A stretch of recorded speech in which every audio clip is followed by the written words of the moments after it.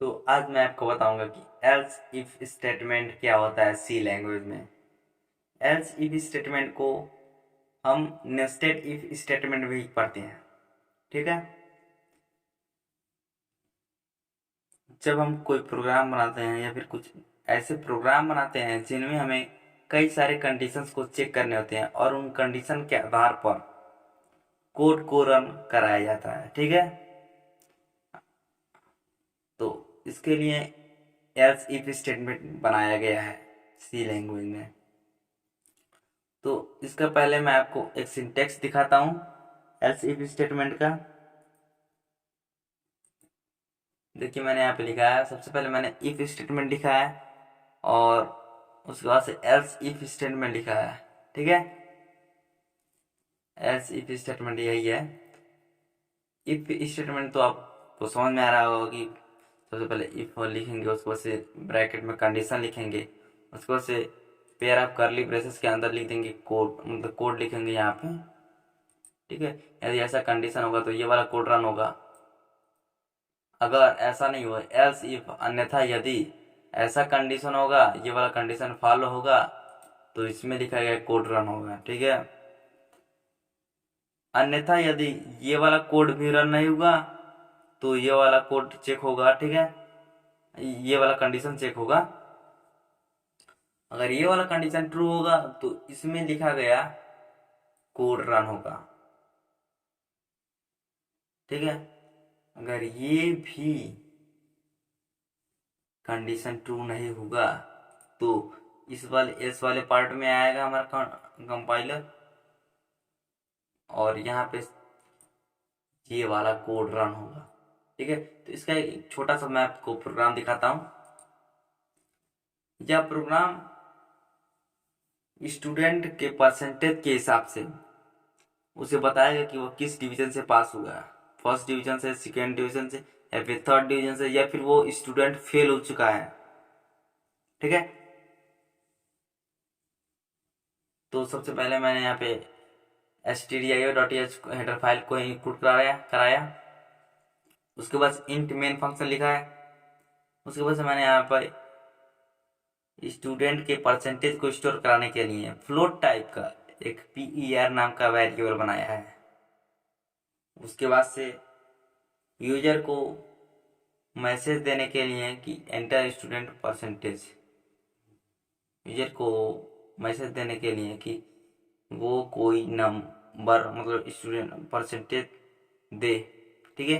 तो यहाँ पे मैंने लिखा है कि print of and enter student percentage. ठीक है। उसके बाद से उस नंबर, उस परसेंटेज को स्टोर कराने के लिए स्कैन एफ फंक्शन का मदद लिया है और स्कैन एफ लिखा, उसे ब्रैकेट में डबल कोटेशन में परसेंट एफ लिखा, उसके बाद से कॉमा लगाया, एम% PER ब्रैकेट बाद सेम कॉलन लगा दिया। ठीक है।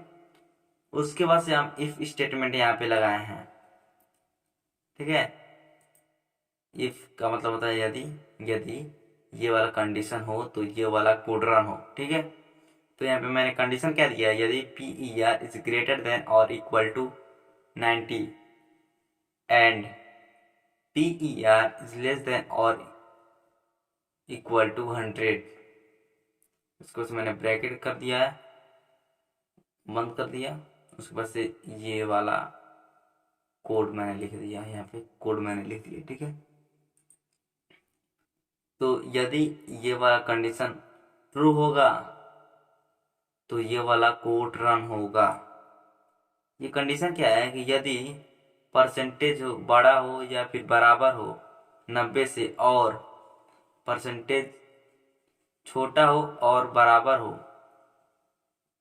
100 से, तो ये वाला कोड रन हो। ठीक है। तो ये वाला कोड रन हो, उसको से मैंने यहाँ पे इफ स्टेटमेंट को क्लोज कर दिया। अगर ये वाला कंडीशन ट्रू नहीं होगा तो एल्स इफ वाला स्टेटमेंट मैंने यहाँ पे लिखा है, एल्स इफ स्टेटमेंट लिखा, एल्स इफ, अन्यथा यदि ये वाला कंडीशन ट्रू हो तो ये वाला कोड रन हो। ठीक है। तो इस कंडीशन में मैंने क्या लिखा है कि परसेंटेज इज ग्रेटर देन और equal to 70 and percentage is less than 90, then print f bracket में और डबल कोट्स में मैंने लिखा है सेकेंड डिवीजन। ठीक है, यदि ये होगा, ये कंडीशन अप्लाई होगा तो ये वाला कोड रन होगा और लिखेगा कि सेकेंड डिवीजन। ये कंडीशन क्या है कि यदि परसेंटेज बड़ा हो या फिर बराबर हो 70 से और परसेंटेज छोटा हो 90 से तो प्रिंट करो कि आप सेकेंड डिवीजन है। ठीक है, उसके बाद से मैंने यहाँ पे क्या है यार, मैंने यहाँ पे बंद किया एल्स इफ स्टेटमेंट को, फिर से मैंने यहाँ पे एल्स इफ स्टेटमेंट लगाया है, क्योंकि यदि ये वाला कंडीशन अप्लाई नहीं हुआ तो ये वाला कंडीशन को चेक करो।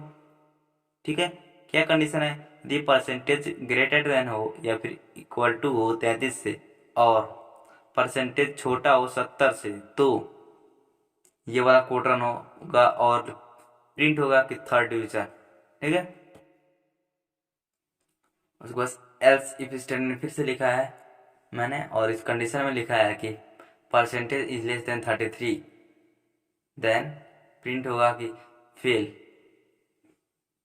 ठीक है, एल्स फिर मैंने लिखा है एल्स, उसके बाद से इस वाले पार्ट में मैंने लिखा है कि प्रिंट एफ ब्रैकेट में और फिर डबल कोटेशन में मैंने लिखा है प्लीज एंटर वैलिड परसेंटेज। हो सकता है कि कोई एडवांस यूजर हो और वो परसेंटेज ज़्यादा लिख दे, 100 से ज़्यादा लिखे, 110 लिखे, 105 लिखे, 150 दे।